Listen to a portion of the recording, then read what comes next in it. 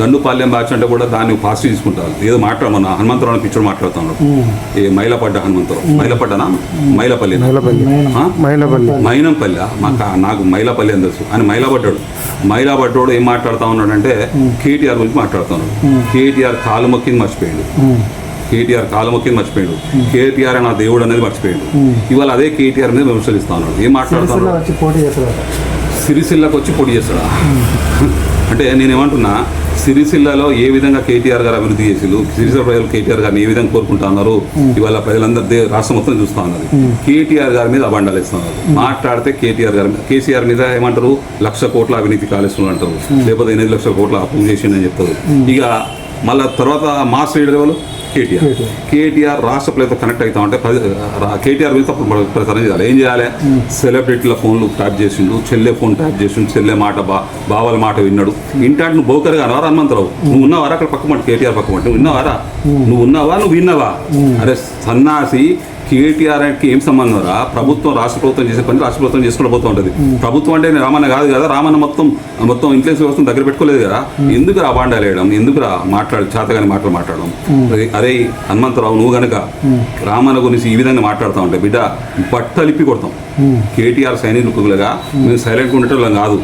మేము ఏంటంటే సంస్కారం మా దగ్గర ఉంది కాబట్టి మేము మాట్లాడలేకపోతున్నాం. నువ్వు మాట్లాడిన మాటల కన్నా లాకో గీకో అన్ని మాట్లాడగలుగుతాం. మేము తెలంగాణ బిడ్డలమే, బ్రహ్మాండం మాట్లాడొస్తుంది మాకు, కానీ మేము మాట్లాడతాం. ఎందుకంటే మా సంస్కారం అంటే వస్తుంది. మా నాయకుడు మాకు ఇక్కడ నేర్పేయలేదు ఇట్లా మాట్లాడుతుంది. మా నాయకుడు ఎప్పుడు ఉందాక మాట్లాడు కాబట్టి మేము ఏం మాట్లాడలేకపోతున్నాం. మాట్లాడతలేమని చెప్పి మేము గాజులు వేసుకోలేదు. బిడ్డ మేము బయటికి వెళ్తే నీకన్నా పెట్టి రావడలేమే. మేము ఇక్కడ కూడా భయపడడం కాదు. కేవలం తెలంగాణ రాష్ట్రాన్ని సాధించడానికే మేము అన్ని అవతారాలు ఎత్తినాం. ఇవాళ నిన్ను మసిపెట్టాలంటే పెద్ద విషయం కాదు. నిన్ను మాత్రం పక్కా నువ్వు తెలంగాణ రాష్ట్రంలో 2029లో బీఆర్ఎస్ పార్టీ అధికారంలోకి వచ్చిన తర్వాత బిడ్డని సంగతి చెప్పు. ఇవాళ నేను చూస్తున్నా ఏంది డబుల్ బెడ్రూమ్ ఇల్లు ఇప్పిస్తాను హనుమంతరావు అనుసరులు ఇవాళ కూడా చదివినాను వాట్సాప్లో. అరెస్ట్ అట, 7 అరెస్ట్ అట. అరే సన్నాసి గటువంటి పనులు చేసుకుంటే వాళ్ళు కేటీఆర్ విమర్శవా? అదే బీఆర్ఎస్ పార్టీ అధికారంలో ఉన్నప్పుడు మేము ఎక్కడ అన్యాయం చేస్తున్నామా? ఇవాళ కార్పొరేటర్లు సంపాదించలేదు, డిప్యూటీ మేయర్ స్థానంలో ఉన్న మాలాంటి కూడా సంపాదించలేదు. ఎందుకు సంపాదించలేదు అంటే మాకు అవినీతి అక్రమాలు నేర్పించలేదు. మేము హుందాగా ఏది ఉన్నా ఆన్లైన్ ద్వారా వ్యవస్థ నడిచింది. అందులోనే హ్యాపీ ఫీల్ అయినా, మా ప్రజలకు మేము సేవ చేస్తున్నామని హ్యాపీ ఫీల్ అయింది తప్ప సంపాదించాలని లేదు. ఇవాళ మీరు చూడండి 2023 డిసెంబర్లో అధికారం వచ్చిన తర్వాత ఇవాళ కాంగ్రెస్ పార్టీలో సైకిల్ కూడా గతలేనోడు కార్లు ఎదుగుతాడు. ఎక్కడి పైసలు? ప్రజా పైసలు కాదా? డబుల్ బెడ్రూమ్ ఇల్లు, ఇందిరమ్మ రాజ్యం, ఇందిరమ్మ పాలన అంటా ఉన్నారు. ఇందిరమ్మ రాజ్యంలో ఇల్లు కడతా ఉంటున్నారు. ప్రతి ఇంటికాడ 50 లక్షలు అయితే లేవా? ఫ్రీగిస్తున్నారా? ఛాలెంజా? దమ్ముంటే రండి మరి సత్యం, మేము ప్రూవ్ చేస్తాం. కేటీఆర్ దాకా ఎందుకు సన్యాసి ఈ షరతులకు? మేము జాలు మేము మాట్లాడుతాం. రండి, ఎక్కడికి వస్తారు, ఎవరు వస్తారు? మీ ముఖ్యమంత్రి వస్తాడా, మీరు వస్తారా? రండి, మేము సిద్ధం చర్చ చేయడానికి. మా కేసీఆర్ అవసరం లేదు, మీకు హరీష్ అన్న కేటీఆర్ అవసరం లేదు. మా లాంటి సైనికులు చాలు, వారు తయారు చేసిన సైనికులు మేము చాలు. మాతో రండి చర్చకు, మేము చర్చించాలి సిద్ధం. ఓకే, నిన్న మొన్న సర్వేలు వచ్చినాయి. బీఆర్ఎస్ పార్టీ 70-80% సీట్లు వాస్తవంగా గెలిచే అవకాశం ఉందా? సర్వేలా బీఆర్ఎస్ పార్టీ చేయించలేదు. సర్వే సంస్థలు సర్వే చేస్తూ ఉన్నారు. ప్రజలు ఏం కోరుకుంటా ఉన్నారు? ఎక్కడికి పోయినా కూడా మేము మా పార్టీ నుండి బీఆర్ఎస్ పార్టీ హ్యాండిల్ నుండి ఏ సర్వేలు కూడా మేము పెడతలేము. ఇవాళ సర్వే సంస్థలు సర్వేలు చేస్తూ ఉన్నాయి. ఎందుకు చేస్తా ఉన్నాయి? సర్వే వాళ్ళకి అలవాటు, మాకు చేస్తూ ఉంటారు. అందులో ఏమైతా ఉన్నది? ప్రజల వద్దకు పాలన అంటున్నారు, ప్రజల పాలన అంటున్నారు. ఇంత చేస్తూ ఉన్నది కాంగ్రెస్ పార్టీ.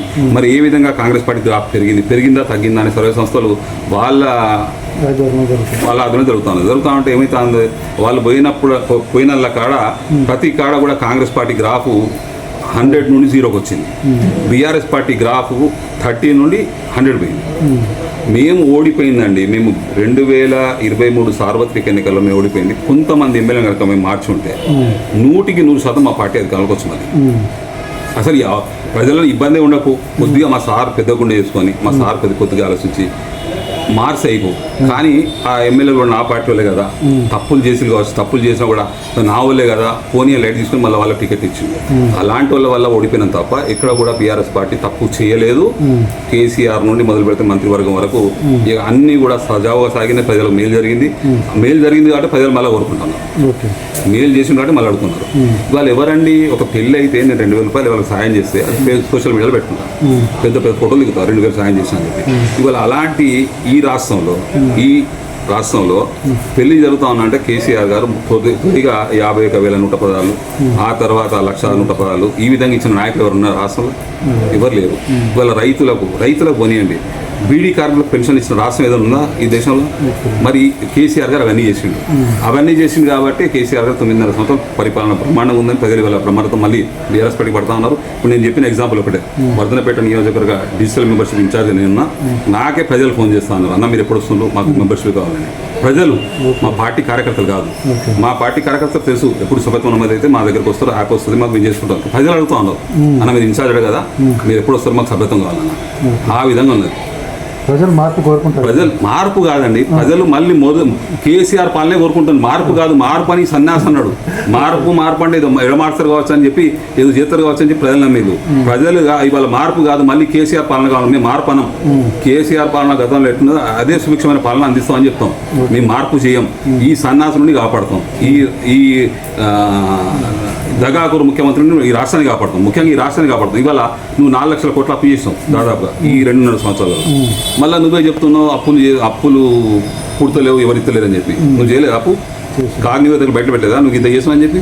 మరి నువ్వు చేసిన అప్పులు ఏమైనా మంచి చేసినావా? ఒక ప్రాజెక్ట్ పెట్టినావా? మంచి చేసినావా? ఏమైనా చెప్పుకోవడానికి ఉందా? రేవంత్ రెడ్డి పథకం ఇట్లా ఇచ్చిండు చాలా ఉంది. రేవంత్ రెడ్డి గారు చెప్పుకోవడానికి చాలా ఉంది. 4,000 అని ముస్లింలు మోసం చేసిన, 2,500 ఇస్తానని చెప్పి మహిళలు మోసం చేసిన, నిరుద్యోగ యువతకు 4,000 ఇస్తానని చెప్పి అది మోసం చేసిన, ఇన్ని చాలా ఉన్నాయండి. తులం బంగారం ఇస్తానని చెప్పిన, షాదీ ద్వారా కళ్యాణ లక్ష్మి పథకాల ద్వారా తులం బంగారం ఇస్తానని చెప్పి మోసం చేసిన చాలా రేవంత్ రెడ్డి గారు చెప్పి 420 హామీల అబద్ధాలు చెప్పుకోవచ్చని.